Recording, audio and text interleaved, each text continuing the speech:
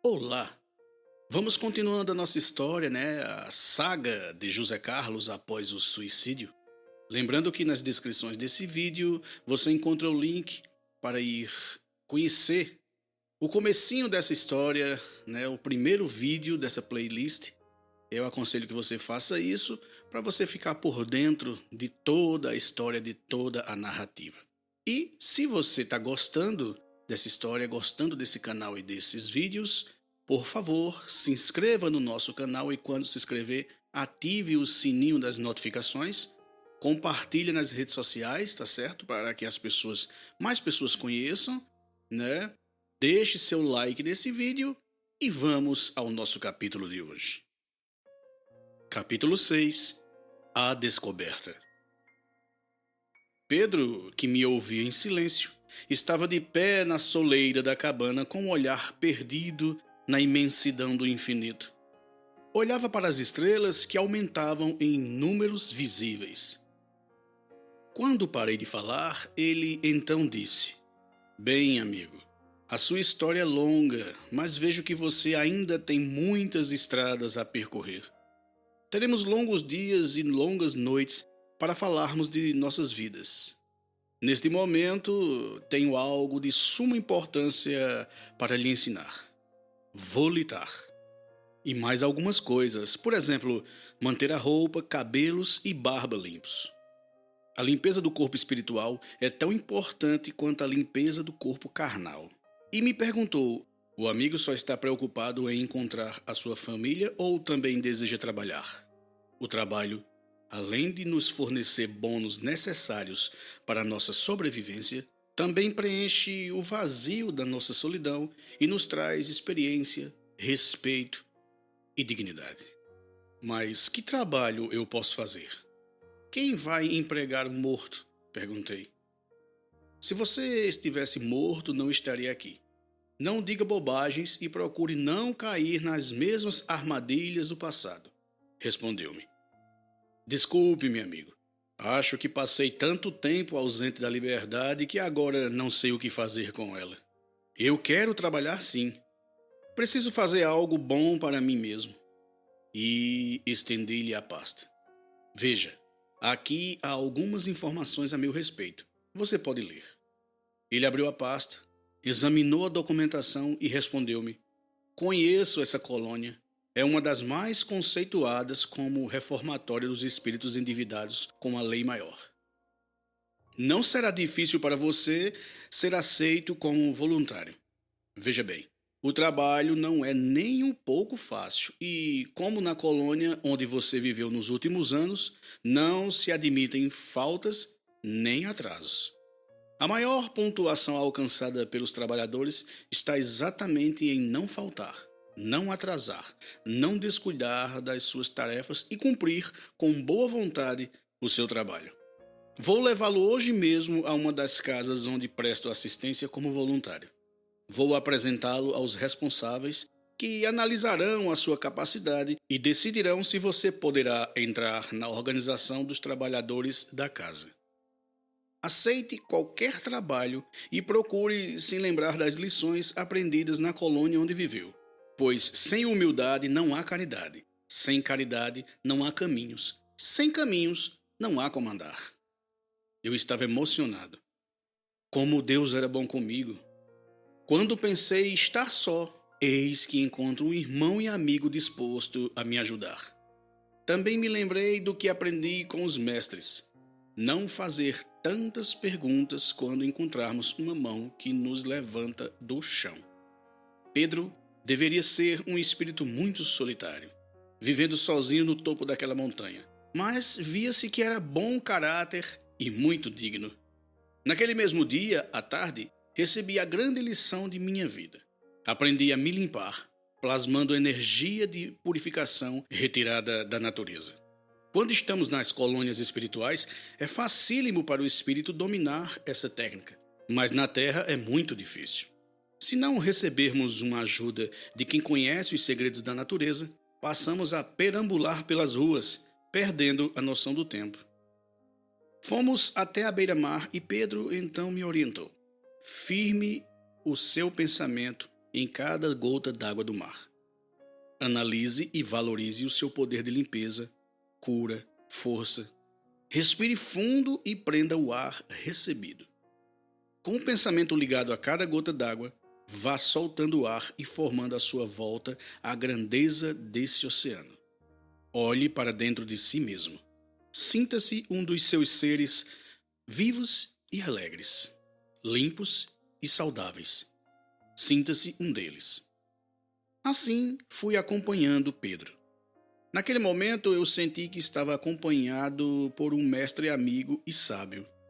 Fui entrando em sintonia maravilhosa. A sensação era de leveza. Senti-me uma pena flutuando. Nesse transe, mergulhei nas águas do mar e me vi brilhante, com novos trajes. Quando abri os olhos, estava exatamente como gostaria de estar. Cabelos aparados, barba feita, roupas limpas e bem cuidadas. A água do mar batia em mim e a sensação era maravilhosa. Quanto mais tocava em meu corpo, mais eu me sentia forte. Fiquei tão encantado quanto uma criança que acaba de receber o melhor brinquedo de sua vida. Eu sorria como nunca mais tinha sorrido. Chorava e cantava de alegria. A sensação era de pureza e liberdade. Eu estava leve, mas tão leve que olhei para o mestre Pedro e perguntei: Mestre, posso voar? Ele, como sempre sério e sereno, respondeu: Pode volitar. Vá mais adiante sobre as ondas do mar, até onde se encontram aqueles pescadores. Ajude-os a soltar as suas redes e depois volte. Estarei esperando por você. Estou orgulhoso de sua bondade, pois acabou de aprender algo e já se propôs a pôr em prática. Ainda inseguro, engoli em seco e perguntei: Não corro risco em ir até lá sozinho? E posso mergulhar sem saber nadar? Meu irmão, você já acompanhou o enterro de algum espírito? Eu desconheço os cemitérios onde são enterrados espíritos que morreram afogados. Nunca fiquei sabendo de atestado de óbito de nenhum deles, respondeu-me Pedro, rindo. Pode ir sem medo, você não corre risco de morrer, disse ele batendo em minhas costas. Fiquei pensando no que acabara de ouvir e ele então acrescentou: Precisamos arriscar um mergulho nas trevas e um voo no céu. Precisamos aprender a entrar em qualquer lugar onde há trevas e onde há luz, como o mestre nos ensinou. Precisamos aprender a sair da luz sem nos ressentir, tal qual o mestre deixou o céu quando se arriscou na terra como homem. Essas palavras me encheram de coragem. Abri os braços e lentamente meu corpo foi se elevando. Firmei o pensamento adiante e naquilo que pretendia fazer. Logo estava no barco, ao lado de 3 pescadores que lutavam para puxar uma rede que estava presa. Mergulhei e desci até o fundo do barco. Que espetáculo maravilhoso! Os peixinhos se movimentando de um lado para outro, brincando. Soltei a rede que estava presa no casco do próprio barco. Vi alegria nos olhos dos pescadores. Um deles comentou: Sou devoto de São Pedro, o pescador. Pedi muito a ajuda dele e recebemos. Respondi sorrindo: Se ele é santo, eu não sei, mas foi Pedro mesmo quem pediu para ajudá-los. Os pescadores recolheram os peixes e se prepararam para voltar. Eu ainda estava de braços abertos, firmando o meu olhar à beira-mar, quando ouvi o outro pescador falar: Hoje é dia de cumprir a minha missão, por isso preciso chegar em casa a tempo. Vamos nos apressar. Qual será a missão desse aí? Pensei.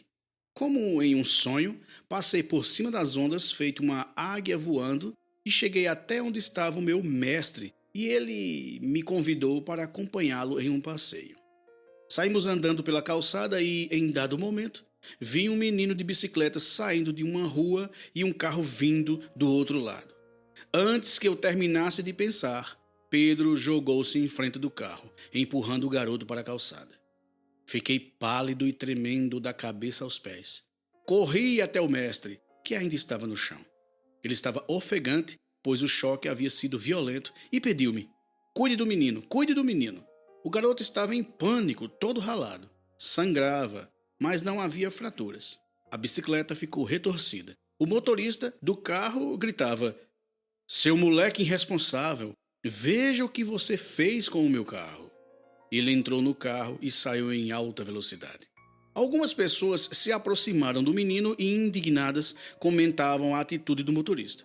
Alguém perguntou: "Anotaram a placa do carro?" O menino chorava enquanto um rapaz o colocava no carro para levá-lo ao pronto-socorro. O mestre Pedro apenas acompanhava com o olhar. Assim que levaram o menino, o mestre me convidou a segui-lo. Eu ainda estava chocado e pensava comigo mesmo: como ele conseguiu ser tão rápido? Mestre Pedro, sem levantar a cabeça, falou: "Precisamos estar sempre atentos, pois os imprevistos acontecem a todo instante, tanto para os encarnados como para os desencarnados. Mas nem sempre é possível chegar a tempo de livrar os inocentes desses irmãos inconsequentes. Tenha sempre em mente, José, se estiver andando na terra, nas águas, no ar ou onde estiver, não permita a morte de uma flor, de uma formiga ou de um irmão encarnado, se puder evitar esses acidentes. Morte física acidental ou natural, só com a permissão do Pai Maior, e não por irresponsabilidade ou descuido." Segui o mestre em um voo fantástico de volta ao topo da montanha. Eu me senti leve como uma pena. A sensação era indescritível. Somente aqueles que desenvolviam essa técnica divina entenderiam. Entramos na cabana. Mestre Pedro me orientou a descansar um pouco, pois a minha tarde tinha sido de muitas emoções. Advertiu-me de que logo mais ele iria me levar até o local onde prestava o seu trabalho como voluntário. "Descanse um pouco. Eu preciso sair, mas voltarei em tempo de irmos até lá." Fechei os olhos e logo adormeci. Não sei por quanto tempo fiquei naquele estado de descanso total, mas acordei com o mestre Pedro sentado em frente de 2 xícaras de café e 2 pães. Após a nossa breve refeição, ele me alertou: "Limpe-se e prepare-se, porque está na hora de sairmos." Fechei os olhos e mentalizei o que havia aprendido. Senti-me leve e perfumado. Olhei para minha roupa e ela estava mais bonita, com cores mais fortes e brilhantes. Volitando, partimos. Eu seguia o mestre. Via carros e pessoas andando pelas ruas. Algum tempo depois, o mestre fez sinal para que eu fosse baixando devagar. Chegamos em frente a uma casa simples, onde 2 guardas no portão permitiam a entrada de alguns e barrava a de outros. "Seja bem-vindo entre nós", disseram para mim. Pedro então me apresentou aos guardas, dizendo-lhes: "Este irmão será apresentado ao mentor-chefe e, caso ele seja aprovado para os trabalhos da casa, será um de nossos colaboradores." Os guardas apertaram a minha mão e, sorridentes, disseram: "Se Deus quiser, você será mais um irmão a fortalecer a corrente desta nossa casa." Entramos em um salão simples, limpo e iluminado, onde algumas pessoas circulavam arrumando uma mesa e colocando flores, água, etc. Outras pessoas estavam sentadas em cadeiras modestas na antessala. Pedro me convidou a acompanhá-lo ao andar superior. A sala que ficava acima do salão era puramente espiritual, não sendo percebida pelos olhos humanos. Isso acontece em todas as casas espíritas. Ao entrar naquela sala, percebi muitos seres iluminados. Suas vestes lembravam a dos mestres da colônia onde estive, mas não reconheci nenhum deles. Eram homens e mulheres em trajes luminosos. Ao verem mestre Pedro entrando, mostraram alegria. Pedro me apresentou: "Irmãos, este Filho de Deus veio em busca de trabalho e de ajuda. Peço a todos vocês a colaboração no sentido de ajudá-lo. Vou levá-lo até o nosso mentor-chefe e pedir por ele." Todos me abraçaram fraternalmente, e um deles disse: "Seja bem-vindo entre nós, irmão. Caso seja aprovado para as tarefas, teremos prazer em ajudá-lo no que for possível." Chegamos a uma sala clara e a porta estava aberta. Entre os iluminados, vi um índio ajoelhado e de mãos postas, que parecia orar em silêncio. À sua volta havia muitos mentores luminosos, cujos trajes ofuscavam meus olhos, tamanho era o brilho. Falavam de amor, justiça, paz, caridade. Eram palavras lindíssimas. Eu estava impressionado. Como poderia haver uma sala invisível aos olhos dos encarnados? Ouvi atentamente as palavras do mestre e, ao mesmo tempo, me perguntei: tantos mentores respeitáveis e aquele índio na frente deles, não estaria atrapalhando os mentores? Será que os mentores recolheram o coitado para enviá-lo para alguma colônia de tratamento? Bem, seja o que for, eu também estou aqui esperando por uma chance. Deus que ajude esse pobre irmão infeliz a ter paz. Eu sei o que é o sofrimento quando entramos pelo caminho da ignorância. Ao terminar a oração, os mestres voltaram-se para nós, inclusive o índio. Obrigado, Pedro, por ter trazido este trabalhador para nos auxiliar nas grandes obras do nosso Pai, disse o índio. Ele fará parte da corrente desta nossa casa, ficando aos seus cuidados e trabalhando com os demais voluntários inscritos. Todos os seres iluminados que circundavam o índio me abençoaram sem se afastar ou se mover do ponto onde se encontravam. Pedro, virando-se para mim, disse: José, este é o nosso mentor-chefe. Fiquei sem fala, envergonhado pelos meus pensamentos, pois percebi que o índio era um ser iluminado, amado e respeitado por todos. E eu imaginando que ele fosse um espírito perdido. Pedro agradeceu a todos e me levou até a sala onde, disse-me ele, seria desenvolvido o seu trabalho e dos demais voluntários. Fiquei ao lado de um rapaz simpático chamado Manuel, ao qual o mestre Pedro pediu que me instruísse sobre o que fazer. Ele e mais outros mestres entraram em uma neblina prateada, através da qual nada se enxergava. E uma luz foi aparecendo. De repente, vi nitidamente que eles estavam unidos aos seus médiuns. E então eu me lembrei de quando volitei pela primeira vez com Pedro. Maravilhado, percebi e entendi que é essa a sensação dos médiuns que se unem aos mestres. A sensação de volitar amparado pelo mestre é divina. Ouvi os conselhos de meu mestre aos encarnados. Pedro falava com tanta segurança e tanta energia que comovia todos os presentes.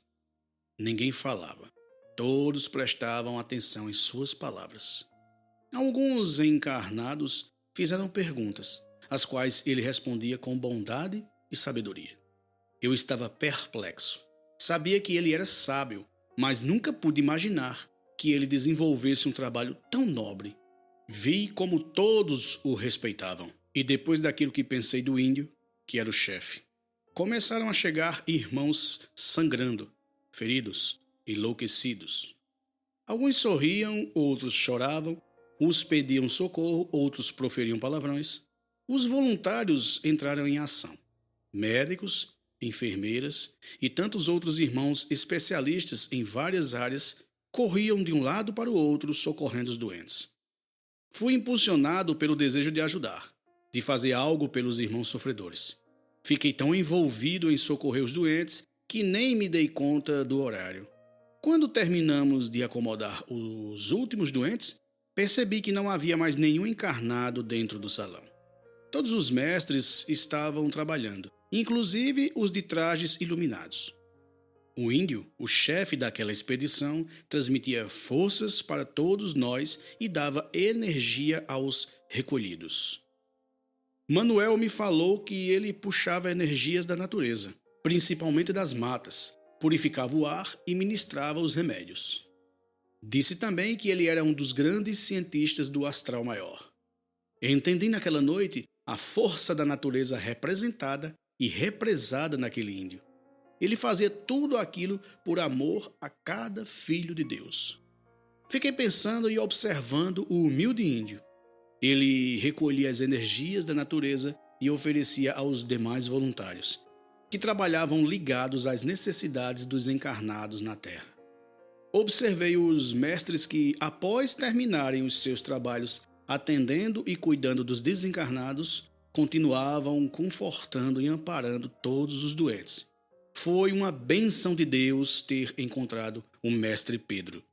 Vi nos olhos firmes e bondosos daquele mestre um caminho para voltar para casa, uma esperança de felicidade.